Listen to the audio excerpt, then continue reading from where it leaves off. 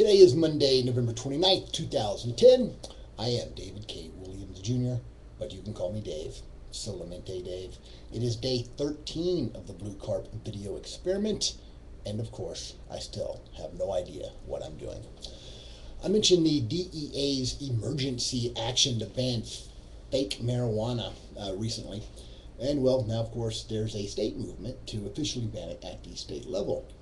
According to the Denver Daily News, at least one Republican senator wants to sponsor statewide legislation to ban it. Now, Mike Cobb, who I like a lot, is that state senator, and he wants to ban it. Let me quote from the article.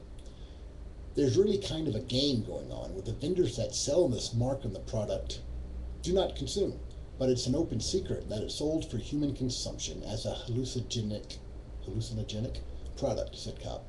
The real concern is that it is wildly unpredictable on how it's going to affect any given individual. All right, so that's from the article. I respectfully disagree with Senator Cobb. We need to be giving government less power, not more. Freedom is dangerous. That's why the government wants to take it away from you. And in this case, that's what some want to do. Now, if the people that buy this, if some of them are so stupid as to inhale this stuff or whatever it is they do with it, that's between them, their God, and their doctor. Government doesn't need to play a role in that. There's always a cost to expanding the power of the state, and we must fight that at every turn, even something as seemingly trivial as this fake marijuana thing that they sell in head shops. It's the principle that we have to fight for. Now, there are a lot of other things that people use to get high that have other legal uses. Ephedrine is used to make meth. Model plain glue is sniffed, and you can sniff all kinds of household chemicals if you're stupid enough to do it. And it all goes back to the fact, at least in this fake marijuana case, that if real marijuana were legal, and if we stopped spending our taxpayer money to enforce our antiquated marijuana laws, there would be no market for this fake stuff. Again, the answer is less government, not more. I attended most of the Republican Study Committee of Colorado's hearings on illegal immigration today. It was a good experience. This idea that workers are exploited, however, when they take a job here in the United States is nonsense. And I'm not saying that was a conclusion, but it was mentioned today.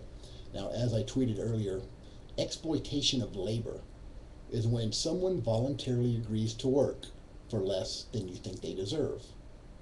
Well, who are you going to make that judgment? You are not a party to this transaction. And what's worse, of course, is when people use this alleged exploitation as an excuse to use government force to invalidate this agreement voluntarily entered into between two people. Of course, those that advocate that force are doing it for your own good. Aren't they always? Now, drug violence is also a big part of the illegal immigration problem, but just let me submit for your consideration that during American Prohibition, Al Capone and other gangsters shot each other in the streets of Chicago. Not an unusual occurrence at the time. But since Prohibition has been repealed, have you noticed that Johnny Walker and Jack Daniels aren't shooting each other for market share? Something to think about.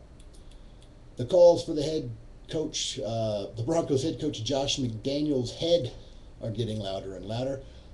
And as far as I'm concerned, the biggest indictment against Josh McDaniels isn't even his record, which is bad enough.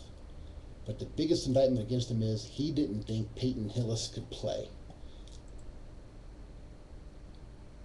McDaniels has proven to be demonstrably wrong in that regard, and the Cleveland Browns fans are loving it. I am Dave Williams. Subscribe to my BlueCarp YouTube channel. I'm still stuck at 29 subscribers, but I looked at them. They include the Cato Institute and Reason TV. So I got that going for me. That's pretty cool. Join them.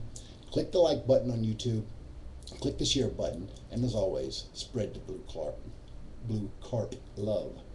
Follow me on my blog, www.bluecarp.com, Twitter @BlueCarp, Facebook.com/BlueCarp, and follow information updates on the Colorado Legislature on Twitter @Gadsden Society.